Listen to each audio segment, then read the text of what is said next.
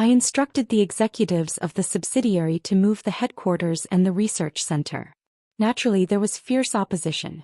Our key personnel might leave. The Silicon Valley area is notorious for high housing prices and a high cost of living, even within California. Still, companies establish themselves there because numerous IT firms, startups, and the world's top talents are already gathered. There's no place that can replace Silicon Valley in terms of connections and collaboration with other companies or the supply of high-level talent. Moreover, those working in Silicon Valley do not wish to leave for other regions. This is why Kairos left its headquarters in Detroit while keeping the research center. What on earth is the reason? I shared Professor Mohan's argument and did my best to persuade them, while also applying pressure. I'm merely the largest shareholder of the subsidiaries, not a manager. However, I have the authority to convene a shareholder meeting and dismiss them if they refuse to listen to me. The relocation must be completed within a month. Everyone reacted as if I were crazy, but they had no choice but to comply. Fortunately, these companies started as startups and focus primarily on IT and services, making the relocation far easier than moving a factory. We finalized a new site and arranged for vibration-free vehicles to transport essential equipment. Once the relocation plan was confirmed, some employees submitted their resignations. Among them were several key personnel such as coding specialists, programmers, and engineers. Instead of letting those who resigned leave immediately, we decided to give them 3 months of vacation. During that time, if they changed their minds, they could return anytime. If they didn't change their minds, we promised to calculate their 3 months of pay as paid leave, and then accept their resignation. While handling these matters, I met Peter Kitsuyo, the CEO of Arcite. He was a Japanese-British national but wasn't proficient in Japanese. Instead, he spoke with a perfect British accent. It's been a while. Nice to see you.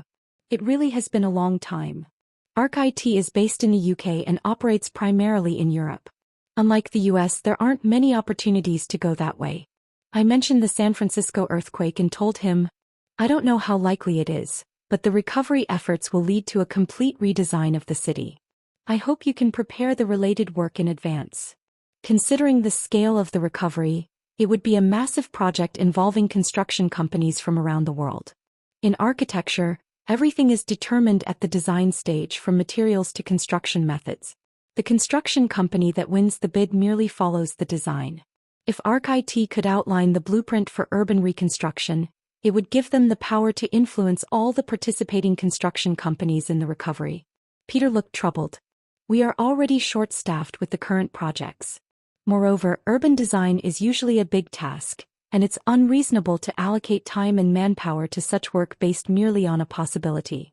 I said to him, as the representative of OTK Company, I'm not giving orders. I'm making a request as a client. If the plan is scrapped or halted, OTK Company will cover the costs. This is a very significant and necessary undertaking. Arcite won't suffer any losses either way. Near Gangnam Station, 4 high-rise buildings adorned with blue glass form a complex known as Samsung Town. The office of Chairman Im Jin-young is located in Building D of Samsung Town, where key subsidiaries of the Samsung Group, including Samsung Electronics, are gathered. As I got out of the car, an employee who had been waiting showed me to the chairman's office. The elevator stopped at the 45th floor. Upon entering with the secretary's guidance, Chairman Im Jin-young rose from his seat in front of the desk. Thank you for making the trip. Well, it's just nearby. It took less than 5 minutes by car. Although I had met Chairman Im Jin-young several times, this was my first visit to this place. The interior was neat and without any clutter. Only the necessary furniture was placed in the spacious room. Through the window, Samsung Town was visible in its entirety. Samsung Town was created by the late Chairman Im Il-kwon, and he conducted his business here. Thinking about it made me feel strangely intrigued. Despite various issues like political connections, union suppression, and tax evasion, no one can deny that the late Chairman Im Il-kwon was an outstanding manager. Thus, when he collapsed and the regime of Chairman Im Jin-young began, shareholders expressed concern. Although he had undergone long-term successor training, his management abilities had yet to be proven. However, contrary to public concerns, many now see his leadership as a success. The stock price is steadily rising. Of course, This isn't solely due to Chairman Im Jin-young's abilities but rather thanks to timely investments made by his predecessor. The task of pioneering new industries is one given to the third-generation managers. Fortunately, the ambitious advancement in the electric vehicle sector is beginning to show results, supported by Warren Buffett. Berkshire Hathaway has continued purchasing shares of Samsung Electronics and Samsung SB even after block deals. Is coffee all right for you? Yes. We sat down and the secretary brought in the coffee. Did you check on the request I made back then? Yes. But why are you curious about the release date of the iPhone Z? I casually made an excuse. There are subsidiary companies developing related apps. We are also planning an event aligned with the iPhone Z release date. Chairman Im Jin-young had no suspicions about my words. The release date for the first launch countries, including the US, has been set for September 28th. Korea is included in the second launch group, scheduled for mid-October, but the exact date hasn't been determined yet. I see. If it's the 28th, that buys us some time. Given the current situation, even a few days are precious. A moment of awkward silence passed while we sipped our coffee. After a while, Chairman Im Jin-young broke the silence. I heard you're sponsoring the research of Professor Mohan from Caltech. Yes. And I also heard that OTK Company is buying raw materials and disaster supplies, and moving its subsidiaries from Silicon Valley. That's correct. While gold and oil have a high trading volume and wouldn't greatly affect markets, copper and aluminum, among other non-ferrous metals, have seen significant price increases since we started purchasing them. Of all the non-ferrous metals, we're focusing most on copper.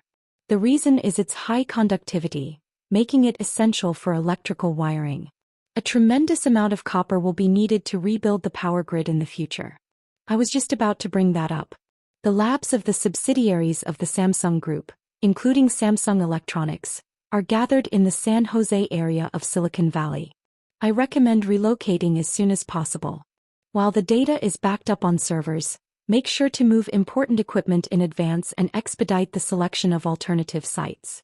Once other companies start relocating, prices will skyrocket. Chairman Im Jin-young, hesitating for a moment, spoke cautiously. I think you may be falling into excessive fear. I'd suggest taking a break and listening to the opinions of those around you. This is probably what common sense is all about. Who would think I have foresight just because I'm preparing for an earthquake? They'd probably just think I'm overreacting and gripped by fear alone. Chairman Im Jin-young said with a worried expression. How about getting some counseling? I don't mean this in a bad way. I regularly consult a psychiatrist for psychological therapy myself, and other CEOs do the same. Being a chairman of a large corporation may make people envious, but in reality the mental stress is considerable. There's worry over declining sales, falling stock prices, and public opinion. Additionally, one has to consider investigations by the Fair Trade Commission, tax audits, and in South Korea, occasionally the worry of going to prison. In many ways it's a high-stress job. You fell during the San Francisco earthquake last time and couldn't wake up for a while. It's perfectly normal to develop a fear after experiencing an earthquake. It's important to accept that fact as it is. It's not just me, the public feels the same way.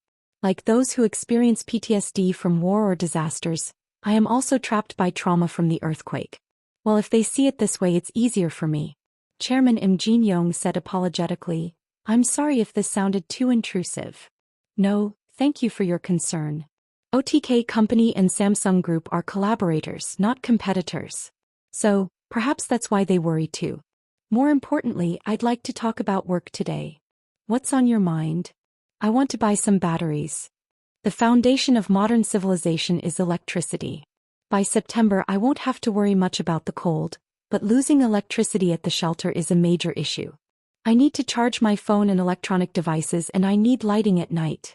The government will prioritize restoring power, but we need electricity until then. Samsung SB has been excluded from the Chinese government's battery subsidy program, and its current factory utilization rate remains below 70%. We should be able to manage the order volume. I will also order GPS and wireless communication equipment. There's not much time, so I hope production can start as soon as possible.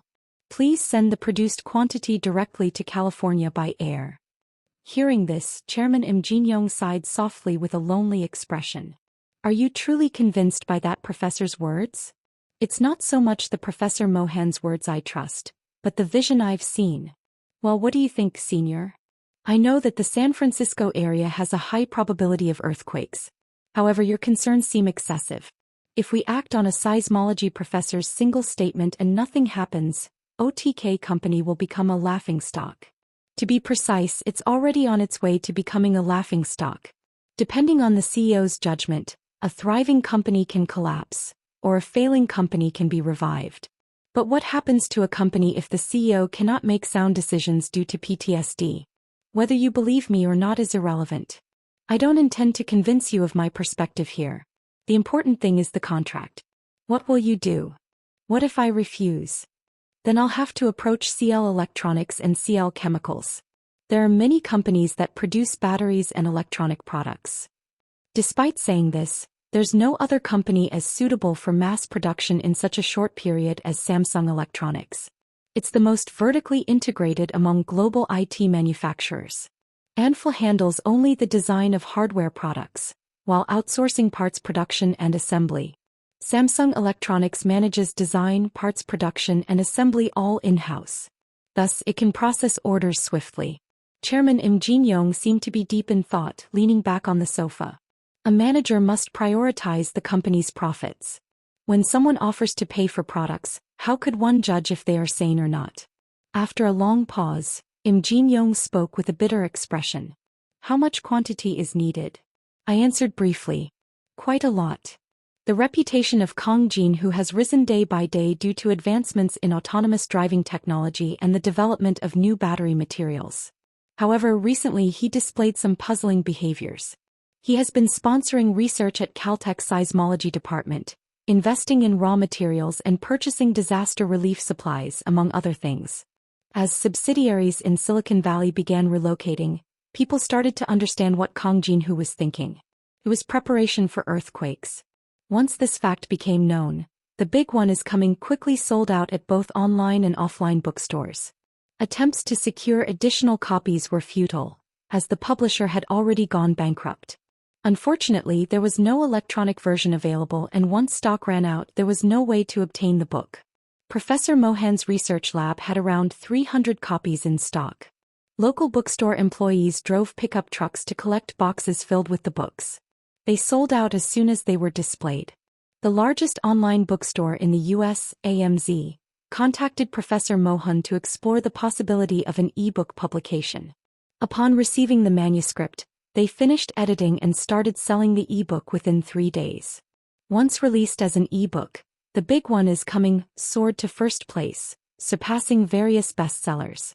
Media outlets even dug up Professor Mohan's past papers, inundating the press with articles. Professor Kiran Mohan claims a major earthquake will occur in the San Francisco area within months. Warning of a disaster worse than the Alaska earthquake and the Great East Japan earthquake. Will San Francisco relive the nightmares of 1906 and 1989?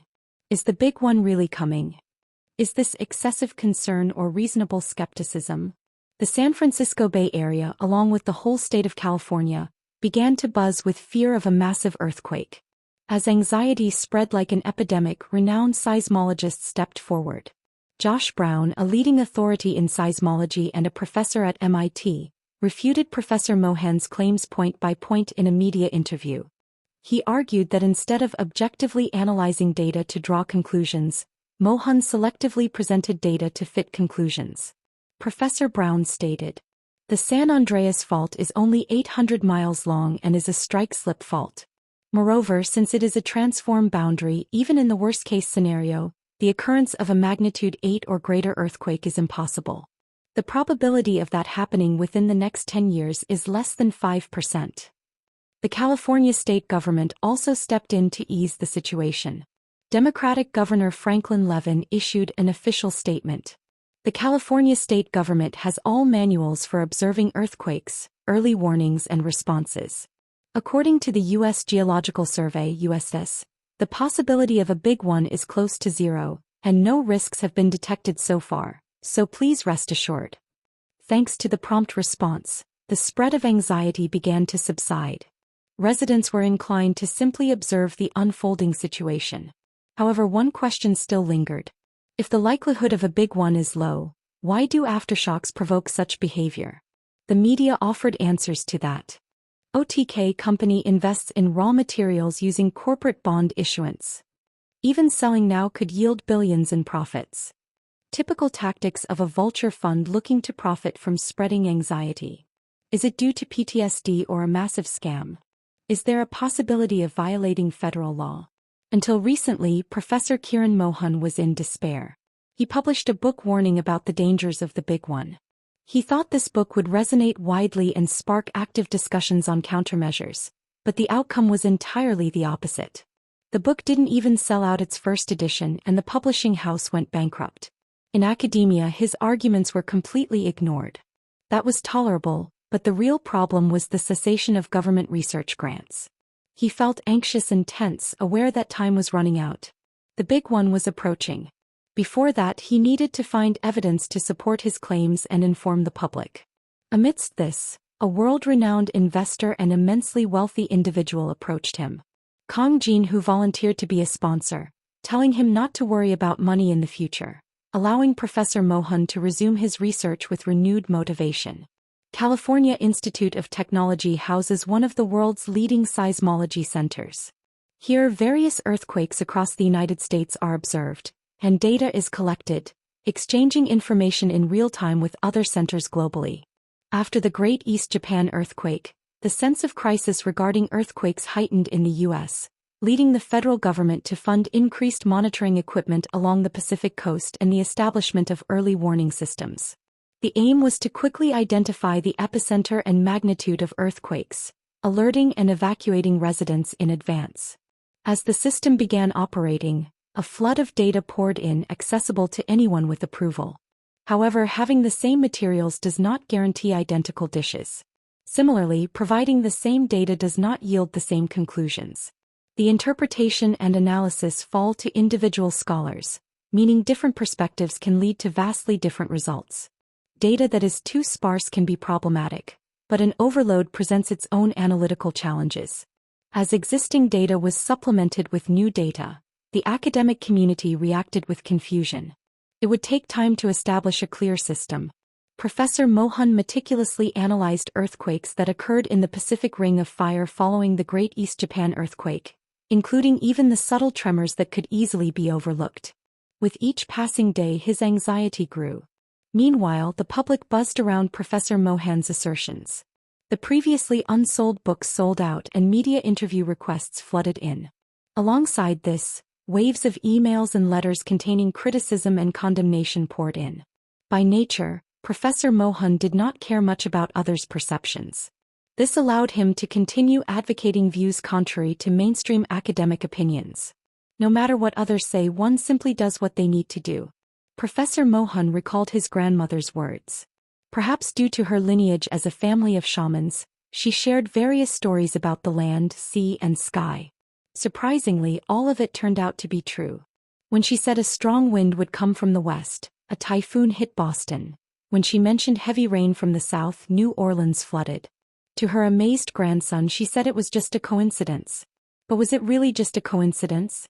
Countless earthquakes have occurred throughout the history of indigenous people, and those stories have been passed down orally to future generations. His grandmother advised him to flee as earthquakes would cause land to crack, buildings to collapse, and waters to surge. Those words lingered in his mind long after her passing. No one denies the possibility of an earthquake at the San Andreas Fault. However, the prevailing belief is that it won't lead to a major quake. When it comes to faults near San Francisco, almost everyone thinks of the San Andreas Fault. The previous two major earthquakes were caused by it. Yet, in reality, there is another fault. That is the Hayward Fault. To the left of San Francisco Bay is the San Andreas Fault. To the right is the Hayward Fault. Professor Mohan raised the possibility that the extent of the Hayward Fault had expanded 2 years ago. He claimed it extended from the northern part of San Francisco Bay through Berkeley and Oakland down to San Jose. However, since he had been treated as a pariah in academia, even this idea was dismissed. While reviewing data from newly activated observation equipment, Professor Mohan had a realization. Wait a minute. He quickly unfolded a map of California and drew two faults with a marker. Two long vertical lines were drawn on either side of San Francisco. This time he drew a horizontal line connecting the two faults. That line accurately pierced through San Francisco. If the range of the Hayward Fault has expanded, the distance between the two faults narrows within 20 kilometers. There's enough possibility for them to directly influence each other. Unlike the San Andreas Fault, which continues to produce earthquakes, the Hayward Fault has been relatively quiet. But what if the earthquake cycles align? What if both faults trigger strike-slip motion simultaneously? Professor Mohan quickly analyzed the data to overlap the cycles of the two faults. Amazingly, the times when they align is approximately 50 days later. In other words, late September of this year. Professor Mohan felt cold sweat trickle down his back. Oh my God. He had previously felt 90% sure about the possibility of a major earthquake. Now that thought had shifted to 99%. He couldn't gauge the extent of its power.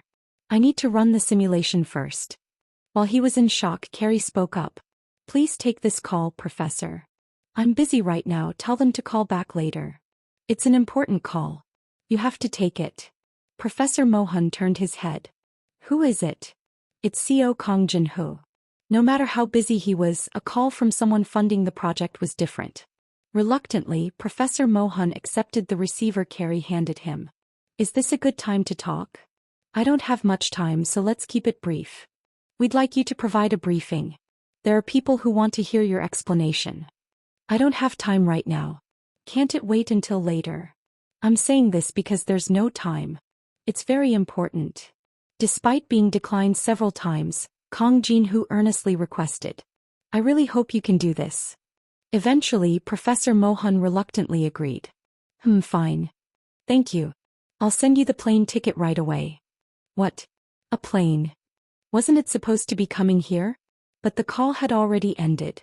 I met Professor Mohan and Carrie at Washington National Airport with Taikyu. It was the second time since we met at California Institute of Technology. Professor Mohan came with his hands full of luggage. Carrie also had a lot of bags, starting with her laptop case. Isn't it heavy? In response to my question, Carrie said nonchalantly, it's not a problem. When I go out to the field with the professor, I have even more luggage. I guess not everyone can do earthquake research. Just get in for now. We all climbed into the limousine. Have you eaten? Professor Mohan nodded. I had in-flight meals. The food was excellent, he said. I also had a glass of wine. I've always flown economy, but this is my first time in first class. It was amazing, Carrie added. Thanks to that, we had a comfortable trip. I smiled. That's a relief. I was originally going to the hotel before moving, but the schedule got moved up a bit. It's fine if we go straight to the meeting place, right? Professor Mohan nodded and replied, got it. But where are we going? The White House. At my words, he blinked in surprise. The White House. What's the occasion? President Ronald is waiting for us. The two were taken aback. What does that mean? I mentioned that someone wants to hear the professor's explanation. But you never said it was the president, did you? Oh, did I not mention that? The truth is I deliberately left it out. Still, since they were asked to come to Washington, D.C., I thought they'd have some idea. Professor Mohan, looking pale, stammered, no way. You expect me to give a briefing in front of the president. You can just do it as you would in a lecture. But I'm a member of the Democratic Party. Taikyu asked, does that matter? Seeing him unable to answer indicates it probably doesn't matter. Professor Mohan looked uncertain about whether to jump out of the car. But before he could make a decision, we arrived at the White House. We underwent various security checks by the guards. Professor Mohan and Carrie opened their luggage and powered on all electronic devices like laptops. After the security check was completed, we were guided to a room by the staff. A short while later, a formally dressed white woman entered holding documents. This is a non-disclosure agreement. The fact that you're here and everything discussed today is confidential, and any breach will result in penalties. This wasn't just a simple warning. The reason for conducting it in secrecy is that just meeting could give the impression that the administration is seriously considering the big one's potential. Given that California was already in turmoil, unnecessary confusion could escalate the situation. We each signed the documents. The people entering the conference room were determined to be me and Professor Mohan. Carrie opened her laptop and checked the materials once again. Just pull up the PPT and slide it over, I said. I'll handle that. Professor, please focus on the presentation, she replied as I took the laptop from her. Following the staff's guidance, we passed through a narrow hallway toward the conference room. As soon as we entered, it was like a scene straight out of an American drama or news program. In the middle of the cramped conference room was a rectangular table, surrounded by about a dozen people. The first person I noticed was Vice President Mike Bauer. His snowy white short hair and sharp gaze had left a strong impression on me since I saw him at the inauguration. The rest of the faces were all familiar, having seen them multiple times on the news. Secretary of State Jonathan Anderson, Secretary of Defense Patrick Marshall, Chairman of the Joint Chiefs of Staff Colin Pratt, Director of National Intelligence Simon Simpkins, CIA Director Jack Mitchell, Advisor Ian Creel, and so on. And at the innermost part of the room sat President Ronald, arms crossed. All the top power holders leading America were gathered in one place. While this wasn't an official NSC, National Security Council, meeting, it was essentially the NSC. I could hardly believe I was in this room. What would my mother say if she knew? I tried not to show my nervousness as I glanced at Professor Mohan. He was shaking his legs, looking quite distressed. Ronald, still with arms crossed, said, "Let's begin the briefing." Currently, California is engulfed in anxiety, with media continuously calling experts to discuss the possibility of an earthquake. If Professor Mohan had made his claims alone, it wouldn't have caught much attention. Anyone can make claims. However, putting money on it is not something just anyone can do. I was willing to bet, which strengthened Professor Mohan's argument. If a major earthquake is imminent, we need to prepare measures. If not, we must stop the spread of rumors. Thus, Ronald has summoned us to the White House to hear directly from us. I connected my laptop to the TV and launched a PowerPoint presentation. Professor Mohan started explaining with a trembling voice. Everyone knows that San Francisco is at risk of earthquakes. I turned the PowerPoint slide as directed by Professor Mohan. On April 18, 1906, a magnitude 8.3 earthquake occurred, causing over 3,000 casualties. Then on October 17, 1989, a 6.9 quake resulted in 63 deaths and 3,700 injuries. However, the big one will be incomparable to the previous two earthquakes. Advisor Creel posed a question. Don't other experts disagree? Everyone claims there's no risk of an earthquake. Professor Mohan nodded. That's true when only considering the San Andreas Fault. The fault stretches for 800 miles, and for an M9.0 earthquake to occur. His explanation was lengthy, but in essence the fault length is too short to trigger a major earthquake. However, he discussed the expansion of the Hayward Fault, raising the possibility of earthquakes occurring simultaneously on both faults. Strike-slip faults, reverse faults, transform boundaries, convergent boundaries, and strike-slip, all of it followed in complicated explanations, which were hard to comprehend, but the conclusion was simple. The big one is coming. Vice President Bauer asked. To what magnitude are you referring? Before coming here I kept simulating it. From my estimates, it would be above M9.5. For reference, the Great East Japan earthquake was M9.1. So, a quake stronger than that is expected to hit the San Francisco area. If we compare the cycles of the two fault lines, the probability is highest for the end of September. If a big one hits in this situation, casualties will exceed 1 million. Silence lingered in the conference room for a while. After a moment, Secretary of State Anderson asked incredulously, "Is it even possible to have over 1 million casualties?" Professor Mohan responded calmly, "The Great Kanto earthquake in 1923 had about 140,000 deaths. The 2010 Haiti earthquake had around 300,000. The 2011 Great East Japan earthquake about 20,000. And the 2015 Nepal earthquake around 30,000. Are there any places with more high-rise buildings and higher population density than San Francisco? The capital of California is Sacramento. However, even Americans first think of LA, San Francisco, and Silicon Valley when mentioning famous Californian cities. If a magnitude earthquake strong enough to collapse designed high-rise buildings occurs in that area, 1 million casualties is not exaggerated. So what should we do? Professor Mohan categorized the danger zones into 3 areas. First, the area around San Francisco and Silicon Valley is Area 1. Oakland, San Leandro and Fremont across the San Francisco Bay, along the Hayward Fault, is Area 2, and the outer cities and surrounding coastline make up Area 3. We need to declare San Francisco and Silicon Valley as disaster zones and evacuate all residents. Vice President Bauer asked incredulously, "Are you suggesting we forcibly drag residents away? How many would obey if told to abandon their homes and flee?" Though his tone was sarcastic, Professor Mohan explained calmly, "First, we must close all government offices and schools. We need to force businesses and stores to halt operations and move residents to evacuation centers. No matter how much you evacuate, it's impossible to evacuate the entire city. And resident evacuation is limited to A1. We need to establish immediate rescue measures for areas A2 and A3 in case of a disaster. Civil, military and private sectors must cooperate to prepare. We should move available rescue personnel, medical resources and all assets to California, and deploy federal and state National Guard forces."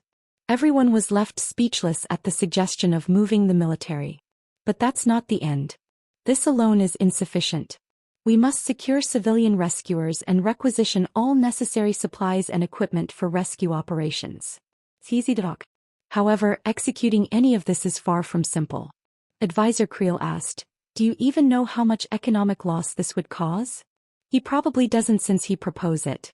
The truth is, Mr. Mohan can strongly advocate for this approach because he is a seismologist, not an economist.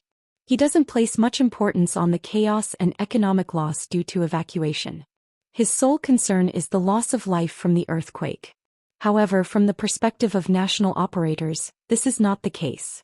They must first consider the economic and political losses due to evacuation. Losses are categorized into those caused by action and those caused by inaction. Losses caused by action arise from taking certain actions, while losses caused by inaction arise from not taking any action. People are much more sensitive to losses caused by action. This is why they often can't bear to sell plummeting stocks. They can tolerate the losses from not selling, but the losses incurred from selling a stock that then rebounds are hard to bear. Nevertheless, if an earthquake is certain, evacuation seems inevitable. Evacuating would likely reduce losses compared to remaining in place during an earthquake. However, while the losses from evacuation are 100% certain, the likelihood of an earthquake occurring remains uncertain. This means having to pay for certain losses to avoid uncertain losses. The San Francisco and Silicon Valley areas are among the most productive in the U.S., alongside Wall Street. Closing and evacuating that region would deal a tremendous blow to the U.S. economy. Vice President Bauer looked at me and spoke sarcastically. "North Korea has nuclear warheads and missiles that can strike Seoul at any time, and they're even threatening to fire them. So why aren't you advising the South Korean president to evacuate the citizens of Seoul, but instead are doing this here?" As he said, North Korea has been escalating tensions with daily threats of nuclear attacks and devastation. South Koreans are mostly hardened to these threats and don't pay much attention. However, foreigners do not share that sentiment. Some performances by visiting artists have been cancelled or postponed, and several countries have advised against traveling to Korea. Everyone's gaze turned toward me. Feeling a rush of nervousness, I calmly replied, "We can prevent a nuclear missile from being fired by North Korea, but we have no way to stop an earthquake. The only solution is to be prepared in advance." Vice President Bauer smirked. "So that's why you've been hoarding raw materials. I suppose you haven't heard that we're also stockpiling disaster and relief supplies. If nothing happens, those will just become trash." Though I hadn't intended to, my tone turned sarcastic. Bauer frowned but couldn't refute my statement. "It is true that raw material prices have skyrocketed recently. But that's only because I've been purchasing them. Once I start reselling, the prices will inevitably drop again and I might struggle to recoup my initial costs. Subtracting the money spent on disaster and relief supplies will definitely result in a loss. Of course, the media doesn't mention any of that, simply labeling it as speculation. It's easier for both writers and readers to think that way." The hour-long briefing concluded. Ronald, who had been sitting with his arms crossed in silence since the beginning, nodded and said, "I heard you well. That will be all." We stepped outside. As the conference room door closed, Professor Mohan let out a suppressed sigh. Then in a trembling voice he asked me, "Did I make a mistake?" "You did well. Just by informing the federal government about the risk of a major earthquake, it was a significant achievement." When we returned to the waiting room, Taikyu yawned and asked, "What did they say?" "I still don't know." "How long did we wait?" A staff member came in and said to me, "Please follow me." Just me. I was called back to the conference room alone. Had the others returned to their positions? Only Ronald and Vice President Bauer remained. Neither looked particularly pleased. Ronald spoke up, "We'll raise the alert level for earthquakes and consider evacuation drills." I shook my head. "That's not enough. You need to establish more certain measures." Vice President Bauer shot me a sharp look. "Are you dismissing the U.S. government? You seem to be misunderstanding your position. Perhaps it's best to keep it that way. You should realize that tolerating your actions until now has required great patience. We'll take the necessary actions so you can return to Korea now." Vice President Bauer stood up first. As he left, he lightly tapped my shoulder and said, "If you take any further actions that escalate the issues, you'd better be prepared." Ronald did not say much about Vice President Bauer's warning. His thoughts were likely similar.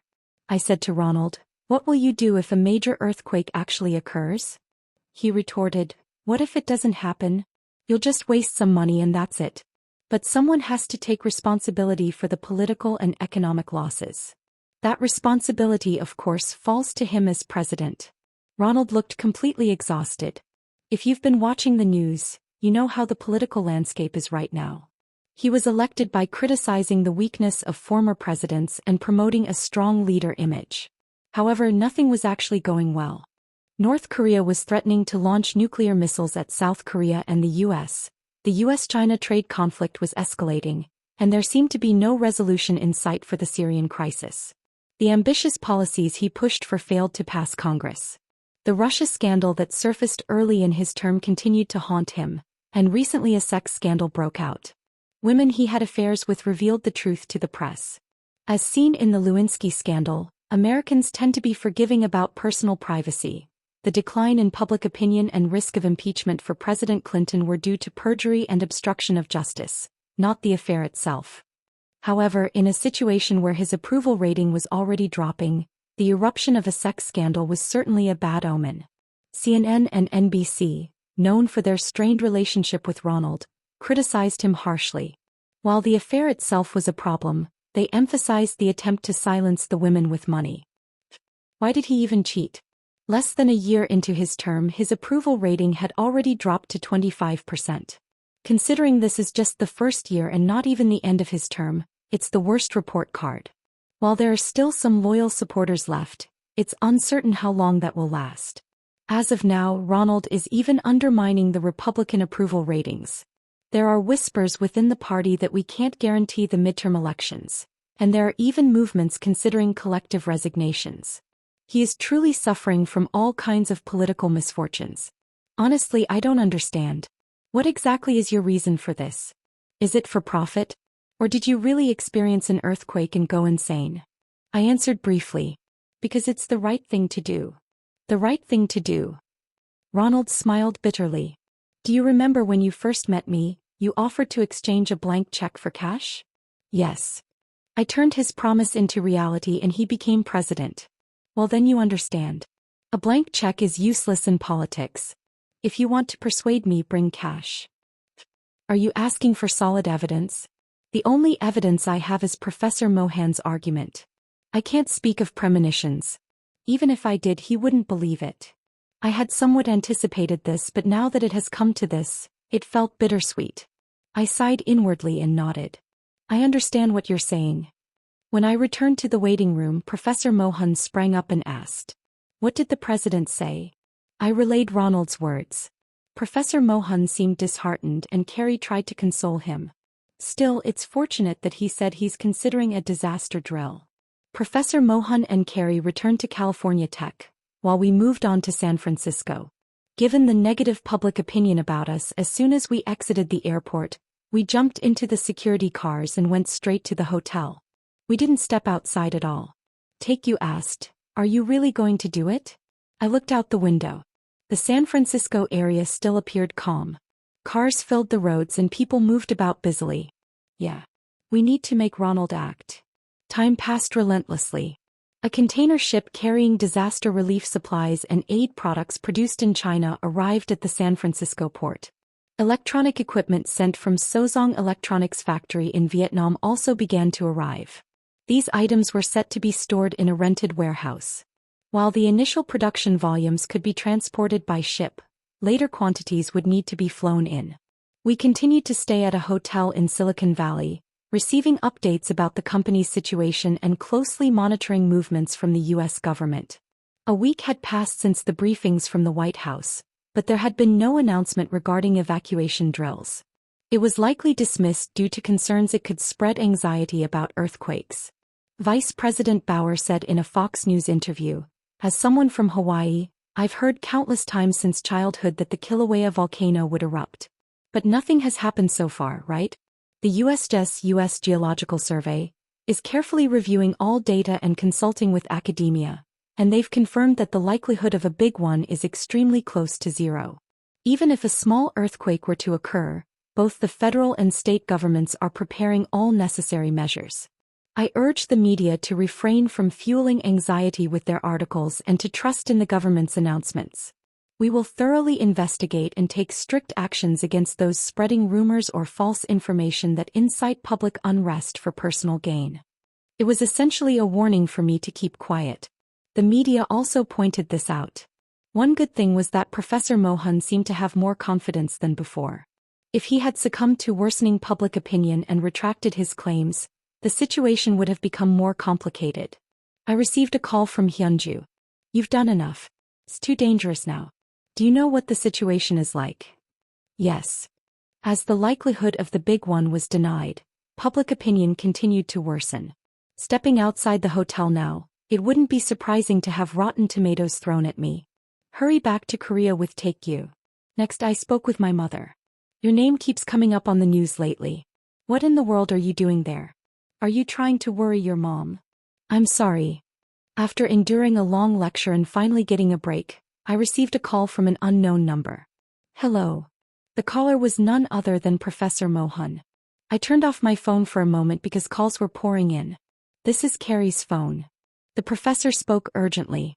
"Oh. More importantly, I just discovered something crucial." "What is it?" "There's a high possibility of an earthquake occurring in Mexico City before big one arrives. You can consider it a precursor." "How likely is it?" "As of now, it's over 80%. "I see."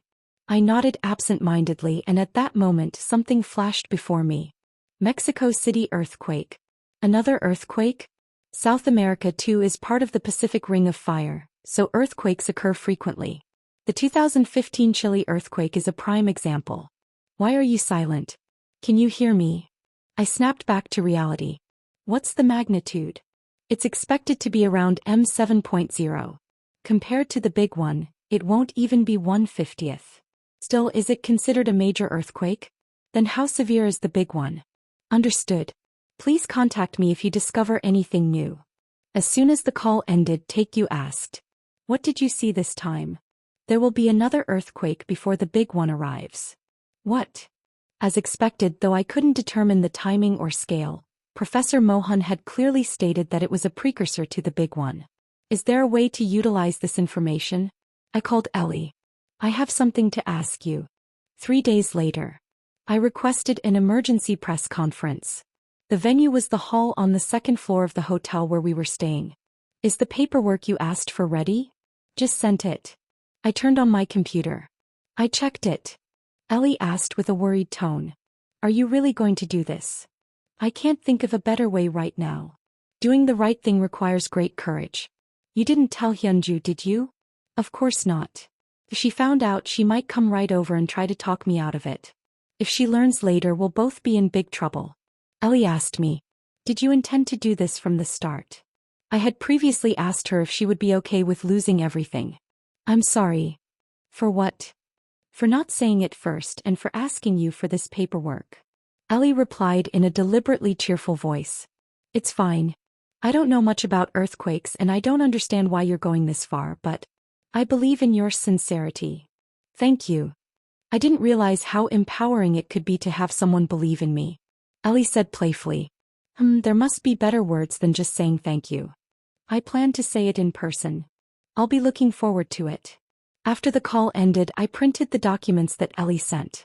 I looked at Taikyu and said, "You don't have to do this too." "What do you mean? If we're going to do it, we should go all out." "Where do I sign?" I signed first and then Taikyu grabbed a pen. Without any hesitation he signed. "Anyway, an earthquake is going to happen. But what if things go wrong? It's okay. I have my sister. Even just a 3% share from her will be enough for me to live comfortably." Ah. Could it be that he knew it would come to this and gave his sister a portion of his share? Taikyu placed his hand on my shoulder and said, "Sometimes I might give you some pocket money, my friend." Get lost. Well, even if I said that, I felt somewhat reassured. There are plenty of people willing to take care of me, so I don't think I need to worry about starving in the future. I looked at the watch Ellie gave me. It's time. I'll be back soon. Have a good trip. The press conference room was already crowded with numerous journalists. Major American media outlets such as CNN, NBC, and Fox News, as well as local newspapers, were present. When I announced the press conference, I didn't expect so many media outlets to gather. It made me feel quite successful. As soon as I entered, a barrage of cameras was aimed at me. I took my seat and said, "The purpose of this press conference is to warn about the dangers of Big One. The scale of Big One is beyond what you can imagine. The federal and state governments must immediately establish evacuation plans and rescue measures for residents." I communicated the strategies established by Professor Mohan, who divided the affected areas into A1, A2, and A3, directly to the media. Everyone looked astonished. "Are there any questions?" As soon as I finished speaking, the journalists bombarded me with questions. "I received information that you were in a coma for a week after the last earthquake. Is that true? Have you undergone an assessment from a psychiatrist? What do you think about the rumors that you are spreading false information for personal gain? Do you truly not have such intentions?" Suddenly the atmosphere felt like a hearing. Nobody believed in the possibility of Big One. Thus there were only two reasons for me to be speaking like this. I was either mad or had another agenda. That's why they were treating me like a lunatic or a speculator. In this situation, no matter how hard I tried to explain, it would simply sound like an excuse. First of all, I am perfectly sane. I know there are misunderstandings. I want to clearly state that I have not invested for personal gain, nor do I plan to resell and make a profit. The reporters shouted in unison. "How can we believe that? Have you ever engaged in derivatives trading under a pseudonym? Do you intend to transparently disclose the transaction history?"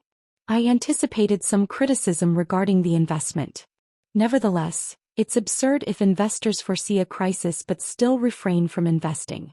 Indeed, hedge fund operator Michael Burry of Scion Capital predicted the U.S. real estate crisis, made investments and earned significant profits. Even the investors who funded his fund before the crisis broke out did not believe his claims. I firmly believe in Professor Mohan's words. A major earthquake will occur in Mexico City in mid-September. This can be seen as a precursor to the Big One. By the end of September, the Big One will arrive. The reporters erupted in unison. What is the basis for that? Are you denying the government's assertion that the Big One is impossible? Can you prove here that it's not just for speculative purposes? If I don't stake everything, who will believe me? I took out the documents I had brought. I will deposit the entire stake of me and Vice President with the state government of California. If nothing happens by the end of September, 97% of OTK Company's shares will belong to the state government of California. The room fell into silence in an instant. I looked at them and asked, "Does anyone still think I'm crazy or that I'm trying to profit from speculation?" The reporters, who had just been throwing disguised accusations, were left speechless, their faces filled with surprise. I looked directly into the camera and said, "The Big One is sure to come." After the press conference, we sent the deposit documents to the court, notarized by the lawyer. There's no turning back now. If Big One doesn't come by September, we'll both be broke. At least the hundreds of millions I've accumulated through dividends and salaries, along with the house I live in, will remain, so that's some relief, right? Calls were pouring in from all directions. Chase Southwell, Warren Buffett, Chairman Im Jin-young, Senior Sang Yeep, subsidiary executives and more. They all asked why I made such a choice, and I repeated what I had said at the press conference. It's because Big One will come and I'm telling them to get ready. If just a few of them would believe me, it would be a huge help. While I was receiving calls from various places, Taekyu also answered Hyunju's call. Just looking at his expression, I could tell how badly he was crushed. After the call, Taekyu said, choking up, "I feel like there's blood coming from my ears." "Yeah. You're fine." It might be best to avoid answering Hyunju's calls for a while. After receiving dozens of calls and finally catching a breath, the hotel phone rang this time. Who could be visiting? I picked up the receiver. "Hello." The other party spoke in a shouting tone. "What are you trying to do right now?" Finally, I received a call. I had been waiting. "I see you watched the press conference. Every American must have seen it. What on earth were you thinking by holding that press conference? Was my warning a joke?" I spoke calmly. "Didn't you ask me to bring cash instead of a promissory note? How much is OTK company worth? No matter how low you estimate, it's over $100 billion. I've staked everything on Big One coming. This is solid evidence supporting Professor Mohan's claims, and it's cash I can show you." He asked, seemingly incredulous. "Are you really crazy?" Now the ball is in the Ronald administration's court. If they were unaware before, now that they know, they must take some action. If damage occurs from an earthquake, they will have to bear political responsibility. If they went through the chaos of evacuation and an earthquake doesn't happen, they will still bear political responsibility. Ultimately, they find themselves in a position of weighing those two outcomes. I asked Ronald. Now there's only 1 month left. What will the president do? The situation changed rapidly after the press conference. It was inconceivable for anyone to stay in San Francisco believing in Big One's potential. Some began leaving San Francisco and Silicon Valley first. A few companies also joined the exodus.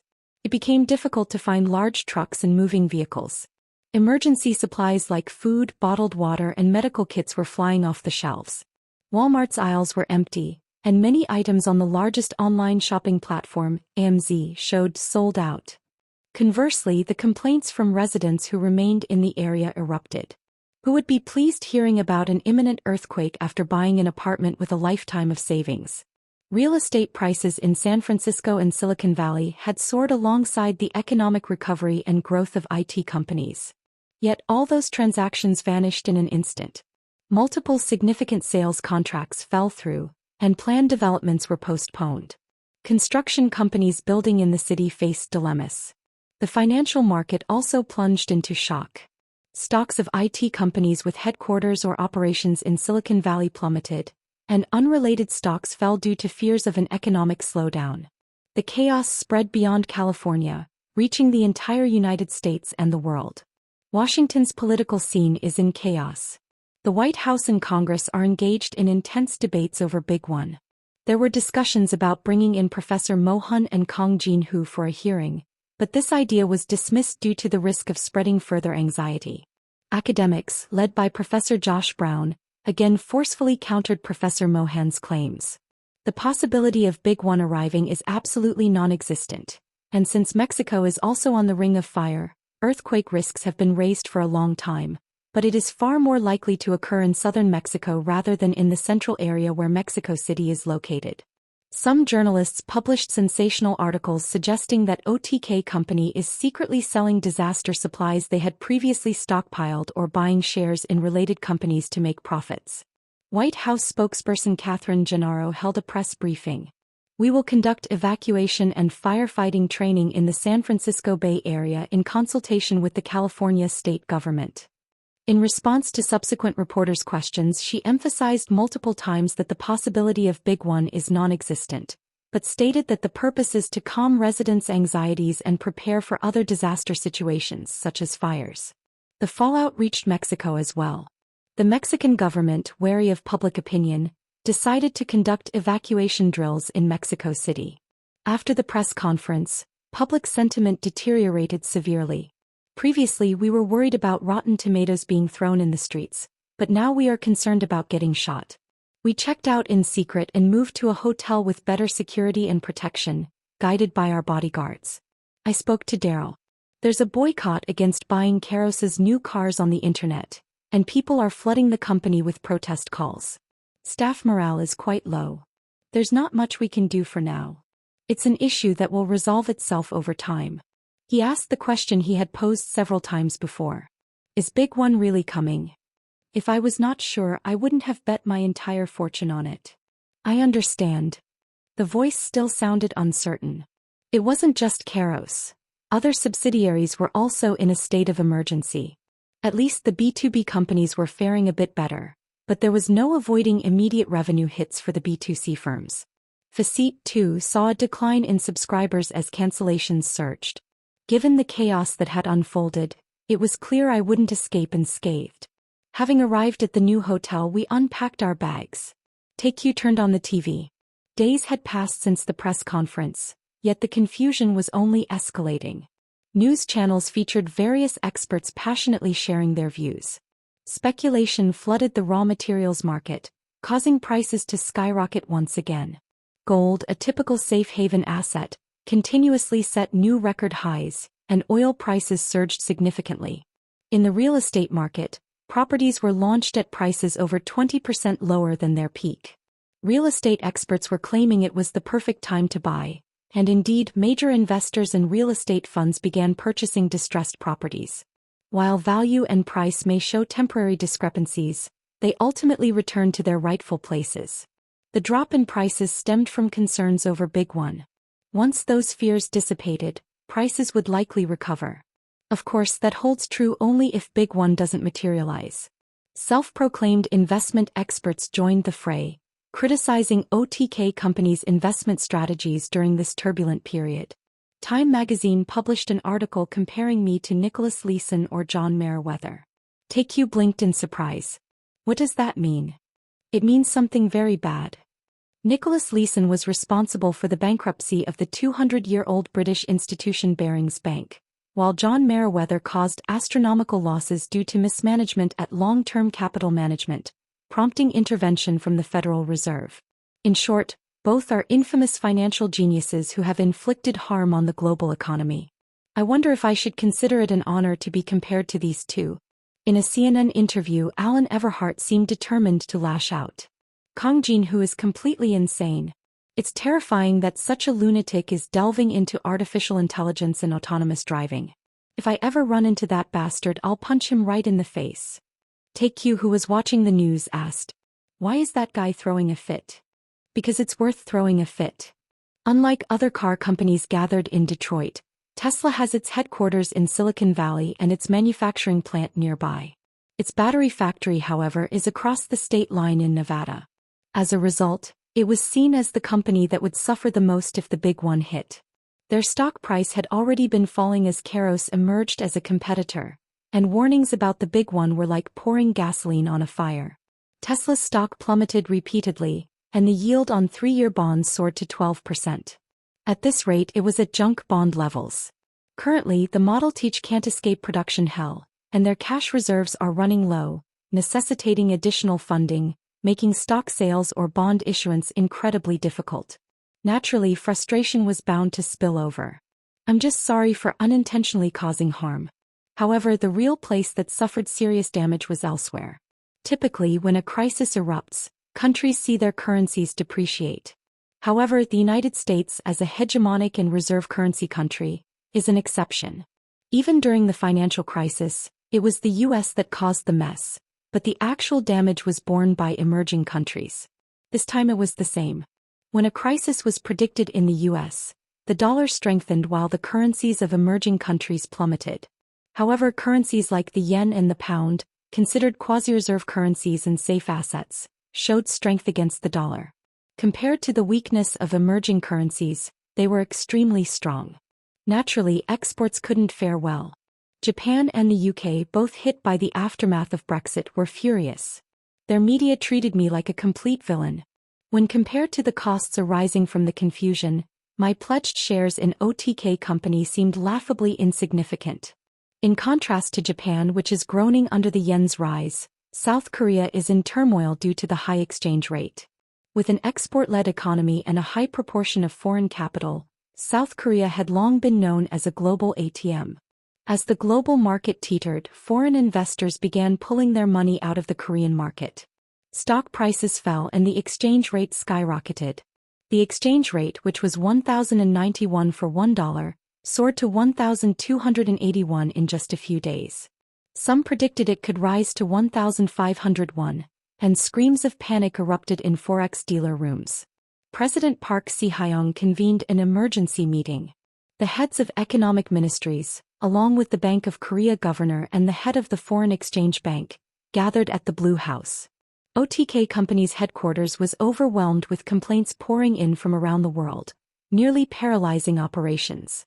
This was a decision made arbitrarily by the CEO, and until the press conference no one in the company knew about it. While the CEO initiated the crisis, it was up to the employees to manage the fallout. The head of PR, Young Jae-hong, frantically asked as he hung up the phone. "What's going on? What is CEO Kang Jin-hoo thinking? If things go wrong, the CEO and major shareholder of OTK Company could end up as the state government of California." Park Sang-yeep shouted in despair. "I don't know, damn it." His lifestyle of driving supercars and dating women was over. For the time being he would have to run around to resolve the crisis. Henry checked and implemented Kang Jin-hoo's directives. He received real-time updates on production from the factories in China, Vietnam and Thailand, and monitored the departure and arrival dates of container ships. In the midst of the chaos, a customer approached him. Grand Dayton Hotel, top floor. In a separately designated VIP room, an elderly man in a suit was sitting. He kindly spoke as he looked at Henry. "It's been a while, Henry." Henry greeted him and replied, "What brings you here?" "Haha, a grandfather has no special reason to visit his grandson, does he?" The financial markets were in turmoil and global investment banks were in a state of emergency. Yet in such a situation the CEO of Golden Gate secretly came to Korea. "How is Korea? Are you managing well?" "Yes, I've adapted now." James poured whiskey over ice and slowly got to the point. "The financial market is in chaos due to CEO Kang Jin-hoo. Out of nowhere a big one is coming. The market's rapid fluctuations present both a crisis and an opportunity. We need to start moving at Golden Gate, but first I'd like to hear your opinion. What do you think about this matter?" Henry struggled to respond. If it were merely a question for opinions, a phone call would suffice. There must be a reason for him to ask in person. Henry was James's direct grandson. However, if he knew his grandfather, he would never pass on the family legacy to someone incompetent. The Goldman family had maintained wealth and power for hundreds of years. This was possible not because of blood but because they continued the family name. James C. Goldman. Originally, his name was Clark and his father was a distant relative of the Goldman family. However, the head of the Goldman family, recognizing him, adopted him despite having 3 sons. The name James was given to him at that time. In the end, James inherited the Goldman family and Golden Gate, surpassing his 3 biological sons. Those who lost in the competition for succession had to leave the family with only $5 million each. Considering the value of money at the time, it was still a considerable amount. Of course, compared to the Goldman family's assets, it was merely a drop in the bucket. 2 lived fairly wealthy lives while one lost all his fortune during the dot-com bubble and ended his life. Meanwhile, James grew Golden Gate into the world's largest IB, multiplying the family's wealth several times. Henry had reviewed all related papers and academic claims after being instructed by Kang Jin-hoo. Almost everyone denied the possibility of Big One. If one thinks logically and rationally, it's merely a concern. Even with supercomputers and artificial intelligence, nothing can predict tomorrow's weather with 100% accuracy. Just as the flapping of a butterfly in Brazil can cause a tornado in Texas, everything can change with a single minor variable. Disaster prediction is ultimately a matter of probability. Nothing can be 100%. So what did Kang Jin-hoo believe in to gamble everything on Big One coming in September? As Henry pondered, James muttered, "You're smart and rational. But the market doesn't move solely on reason. To deal with the market, something more is required." While he followed his grandfather's commands, he couldn't easily understand when he first heard about going to OTK Company. It was true that Kang Jin-hoo had achieved great success. However, he was just a young man in his early 20s who hadn't even graduated from college. What was it that he expected to learn from him? Henry recalled the images of Kong Jin who he had seen. This was not only a question of whether Big One would come but also whether Kong Jin who was right or wrong. As he contemplated, the answer became clear. If that's the case. Henry raised his head and said. Big One will come. Golden Gate must prepare. Do you really think so? Yes. A moment later, James smiled broadly. What you lack is the intuition that goes beyond reason and the guts to trust it. Seeing you now, I think sending you to Korea was the right choice. James handed a glass to his grandson. Of course, whether that's right or not is a completely different question. Let's watch and see if you're worthy of inheriting the family legacy. Financial firms have reduced their trading in derivatives and issuing options on their own. This is a precaution against extreme situations like the 9/11 terrorist attacks or Brexit. However, most famous investment banks such as J.P. Morgan, Morgan Stanley, and Merrill Lynch have bet that the Big One will not come. They sold off commodity futures and purchased plummeting tech stocks and real estate in the San Francisco area.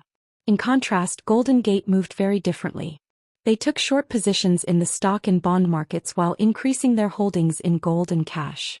They sold off tech, consumer goods and financial stocks and bought shares in construction, steel, heavy machinery and infrastructure. They were essentially aligning themselves with OTK Company. Warren Buffett, arguably the biggest player in the market, remained quiet without any significant movements. He refrained from buying or selling immediately and did not respond to media interviews. In the San Francisco Bay Area, evacuation drills and firefighting rescue training based on disaster scenarios were conducted. Sirens sounded in the city center, police controlled the traffic, and people working in high-rise buildings orderly exited to evacuation centers. Firefighting and rescue helicopters loudly flew overhead. Meanwhile, time continued to pass. September 8, 4:50 a.m. An M8.1 earthquake struck Mexico. However, the earthquake's epicenter was not in central Mexico City but in the southern state of Chiapas, specifically Pijijayapan. The ground split and buildings collapsed. Reports indicate nearly 100 confirmed fatalities. U.S. media immediately reported the earthquake, flooding news outlets with breaking news. Magnitude 8.1 earthquake strikes Pijijayapan, Mexico. Professor Mohan's prediction goes awry. MIT's Professor Josh Brown, who claimed the Big One would never come, accurately predicted the southern Mexico earthquake. Post-quake claims disproven.